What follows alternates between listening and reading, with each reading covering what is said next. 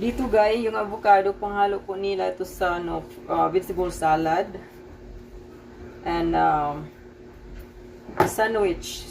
Sa mga sandwich.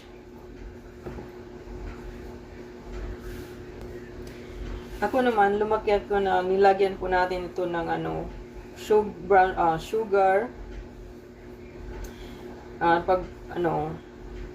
Pag may powdered milk. So, yun talaga. So, ano lang,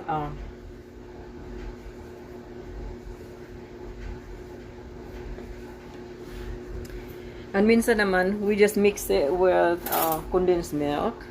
So, today, I'm thinking I'm just gonna add, I'll eat it with ice cream.